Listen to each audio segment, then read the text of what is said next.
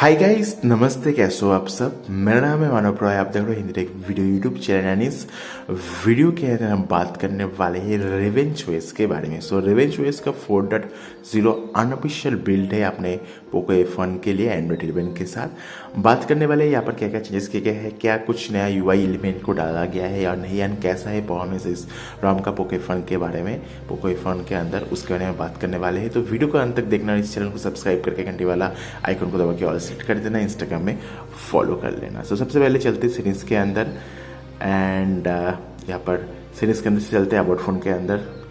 सो जैसे कि आप यहाँ पर देखिए पर एंड्रॉइड जो वर्जन हमें देखने को मिलता है एंड्रॉइड 11 है। एंड्रॉइड 11 का जो ईस्टर एग है वो भी हमें यहाँ पर देखने को मिल गया है। एंड देखो एंड्रॉइड 11 का ईस्टर एग 5 मार्च 2021 का सिक्योरिटी पैच अपडेट है जो कर्नल यूज़ किया गया है, ऑप्टिमाइज्ड रंग कर्नल को यूज़ किया गया है एंड 4.0 बिल्ड है रेवेंजओएस का। नाउ दोस्तों बात कर लेते हैं यूआई एलिमेंट चेंजेस के बारे में। सबसे पहले देख लीजिए जो सर्च बार है कुछ इस तरह से हमें देखने को मिलता है।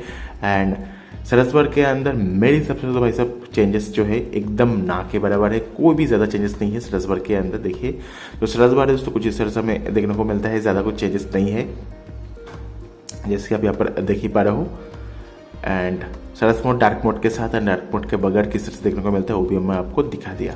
चलते सीरीज के अंदर देखिए पर आपको कोई भी रेवेंजओएस का जो सेटिंग्स है और कस्टमाइजेशन है हमें देखने को नहीं मिलता है।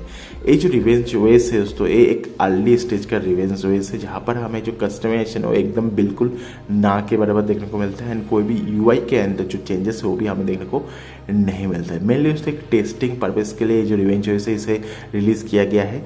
इस रेवेंजओएस के बाद जो नेक्स्ट रेवेंजओएस आएगा उसके अंदर हमें जो यूआई है उसके अंदर इम्प्लीमेंटेशन देखने को मिलेगा, कस्टमाइजेशन देखने को मिलेगा, बट इसके अंदर ऐसा कुछ भी नहीं है दोस्तों। बेसिकली एक यूएसपी रॉम है जो कि रेवेंजओएस के नाम के साथ हमें देखने को मिला है।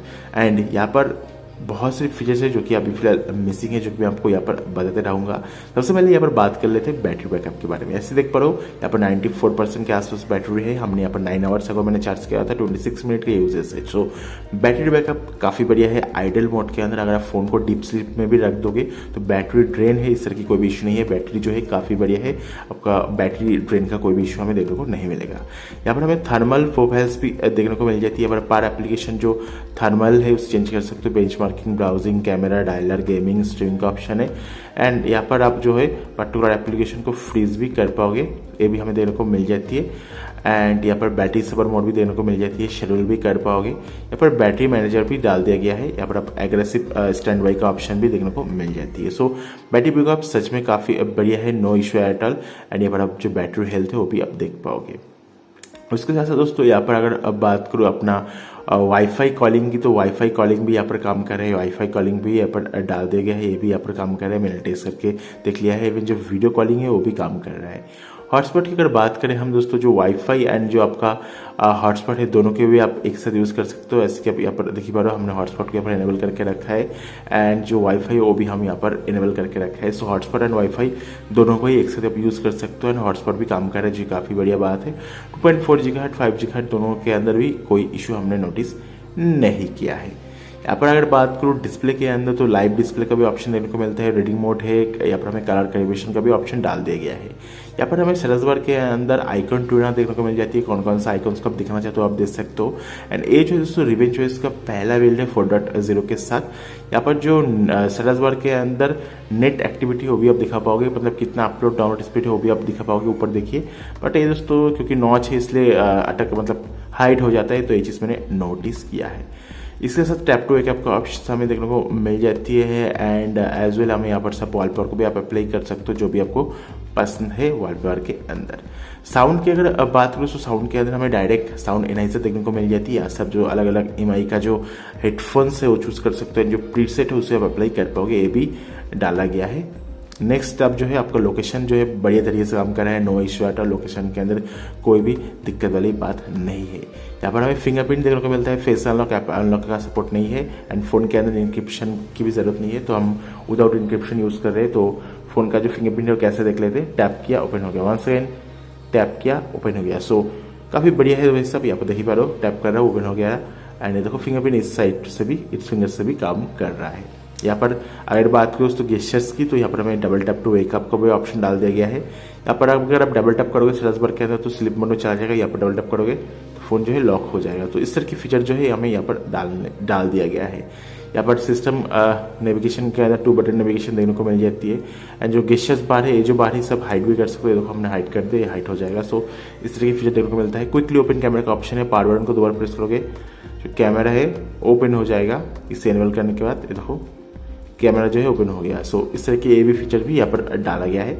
स्वाइप की स्क्रीनशॉट का भी ऑप्शन है, अगर आप फिंगर के साथ स्वाइप करोगे तो इस तरह से स्क्रीनशॉट ले सकते हो। बट स्क्रॉलिंग स्क्रीनशॉट का जो ऑप्शन है वो हमें यहाँ पर देखने को नहीं मिलता है। बाकी यहाँ पर से हमें दोस्तों जो बटन्स है वो भी हमें देखने को मिल जाती है। बटन्स के अंदर प्लेबैक कंट्रोल, वॉल्यूम लॉकर के साथ फोन को वेकअप कर सकते हो। एडवांस रीसेट का भी ऑप्शन डाल दिया गया है। यहाँ पर डायरेक्टली रिकवरी बुलेट के अंदर आप जा सकते हो। Long press for power button for touch का भी ऑप्शन देखने को मिल जाती है। एंड यहाँ पर जो वेदर एप्लीकेशन है वो भी हमें देखने को मिलता है। ये सभी चीज़ हमें यहाँ पर देखने को मिल जाती है। एक्चुअली इस ROM के अंदर RevengeOS इससे पहले मैंने यूज़ किया है, इसके अंदर हमें और भी कस्टमाइजेशन देखने को मिलता है, UI एलिमेंट चेंजेस देखने को मिलता है। बट इस बिल्ड के अंदर ज़्यादा कुछ चेंजेस नहीं है। एंड आपका जो वॉल्यूम कीज है वो भी कुछ इस तरह से हमें देखने को मिलता है। वॉल्यूम कीज के अंदर भी ज़्यादा कुछ चेंजेस नहीं है। नाउ दोस्तों पर बात कर लेते हैं परफॉर्मेंस किस तरह से। सबसे पहले यहाँ पर अगर बात करूँ कैमरा टिप के अंदर फुल का सपोर्ट देखने को मिल जाती है। तो जो गूगल कैमरा है बढ़िया तरीके से काम करेगा, no issue at all. Next tab जो है दोस्तों आपका Geekbench के रिलेटेड है। तो चलते हैं Geekbench के अंदर। यहाँ पर देख लीजिए हमने 2 दफ़ा टेस्ट किया है। Geekbench का जो स्कोर है काफ़ी कम आया है। 377 फॉर सिंगल कोर और मल्टी कोर के लिए 1461। नाउ ये मेरा जो डिवाइस है दोस्तों ये Revenue 7 है। इसके अंदर आपको मैं कितना स्कोर आता है वो भी मैं आपको दिखाता हूँ। सो यहाँ पर से जो Geekbench है उसे ओपन कर लेते हैं। एंड ये देखो इसके अंदर 3GB का रैम है, स्नैपड्रैगन का 660 प्रोसेसर, इसके अंदर 6GB का रैम है एंड स्नैपड्रैगन का 845 है। एंड नाउ आप Geekbench का स्कोर देखिए, सिंगल कोर के अंदर ज़्यादा है बट मल्टी कोर के अंदर जो स्कोर है इसमें ज़्यादा डिफरेंस नहीं है। इवन सिंगल कोर के अंदर भी ज़्यादा डिफरेंस नहीं है। सो डेफिनेटली तो जो RevengeOS का ये वाला बिल्ड है पोको फोन के लिए इतना बढ़िया नहीं है। एंड जो परफॉर्मेंस है उसमें काफ़ी ज़्यादा गिरावट हमें देखने को मिलता है। परफॉर्मेंस जो इतना बढ़िया देखने को नहीं मिलता है इस बिल्ड के अंदर RevengeOS का पोको फोन के लिए। तो डेफिनेटली अगर आप गेमर्स हो तो इस ये जो RevengeOS का पर्टिकुलर बिल्ड है सीधा इग्नोर कीजिए। इवन मैं तो कहूँगा भाई सर इस बिल्ड को इंस्टॉल करने की ज़रूरत नहीं है आपके पोको फोन के अंदर, क्योंकि कोई भी नया फीचर्स हमें यहाँ पर देखने को नहीं मिलता है। जब नया UI आएगा, नया फीचर्स आएगा तब दोस्तों इसे इंस्टॉल करना। बाकी इस बिल्ड के अंदर इंस्टॉल करने की ज़रूरत एकदम ही नहीं है। बाकी अगर फिर भी इंस्टॉल करना चाहते हो तो मैं आपको नीचे डिस्क्रिप्शन में डाउनलोड लिंक प्रोवाइड कर दे रहा हूँ। अगर आप मैजिक हाइट को एनेबल कर लेते हैं, मैजिक हाइट को एनेबल करने के बाद चलते सेफ्टी नेट के अंदर एंड देख लेते जो बैंकिंग एप्लीकेशन है इस ROM के अंदर काम करेगा नहीं या नहीं। देखो अटक गया भाई साहब, क्या बात है। एंड चेकआउट कर लेते हैं। सो थोड़ा सा दिक्कत हो रहा है बट कोई बात नहीं। पर फाइनली जो सेफ्टी नेट है हमारा ओपन हो गया है। बट एक बार शायद फ़ोन को रीस्टार्ट करना होगा तो जल्दी से फ़ोन को रीस्टार्ट कर लेते हैं। सो ये अपना हो गया रीस्टार्टिंग प्रोसेस। सो वीडियो में अगर कुछ भी पसंद आ रहा है तो वीडियो को लाइक कर देना, वीडियो को शेयर कर देना। इस तरह की और भी इंटरेस्टिंग टेक वीडियो देने के लिए हमारे चैनल को सब्सक्राइब करके घंटी वाला आइकन को दबा के ऑल सेट कर देना। ये आपका पोको बाई Xiaomi का लोगो भी आ गया। एंड डेफिनेटली तो RevengeOS के इस बिल्ड के अंदर आपको एक्साइटमेंट के लिए कोई भी चीज़ और कोई भी एलिमेंट को डाला नहीं गया है। एंड ये RevengeOS का लोगो है, बूट एनिमेशन है। अगर आपको पसंद आया तो इसके लिए आप ROM को बूट कर सकते हो। पर मेरे हिसाब से भाई सब इतना कोई बड़ा रीज़न नहीं है दोस्तों RevengeOS का 4.0 का अनऑफिशियल बिल्ड इंस्टॉल करने के लिए अपने पोको फोन के अंदर। एंड फाइनली फ़ोन हमारा बूट हो चुका है। तो चलते हैं सेफ्टी नेट के अंदर, देख लेते हैं जो बैंकिंग एप्लीकेशन है काम करते हैं नहीं। एंड इसके साथ हमें मालूम चल जाएगा जो बैंकिंग एप्लीकेशन है ओके फेल्ड हो गया, मतलब बैंकिंग एप्लीकेशन काम नहीं करेगा। सो जैसे लोगों को बोला था बहुत सारी इशू है। एंड इसके साथ साथ हमने जो 3D मार्क का टेस्ट है उसे भी रन किया था। सो 3D मार्क के अंदर कितना स्कोर आया है देख लीजिए, 1970 हमें स्कोर देखने को मिला है 3D मार्क के अंदर, जो कि काफ़ी बढ़िया है।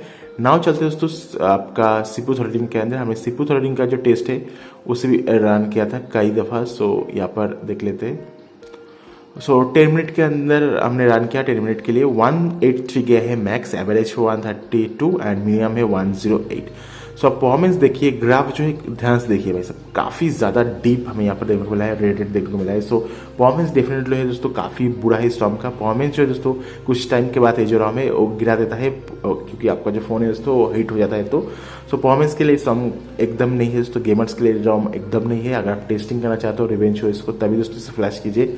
एंड होपफुली दोस्तों वीडियो पसंद होगा। हम तो भाई सब रिव्यूअर है, हम तो रिव्यू करने ही वाले हैं। तो बुरा हो खराब हो हमें तो इंस्टॉल करना ही पड़ता है, तो ये चीज़ सबको ध्यान में देना होगा। सो अगर आपको वीडियो पसंद आए तो वीडियो को लाइक कर देना भाई साहब, एंड वीडियो को शेयर कर दीजिएगा thank you very much for watching this video and channel को सब्सक्राइब करके घंटे वाला आइकन को दबा के ऑल सेलेक्ट कर देना एंड मिलते हैं नेक्स्ट वीडियो के अंदर एंड अपना ध्यान रखिएगा, take care, thank you very much, thank you for watching this video, have a nice day, bye bye.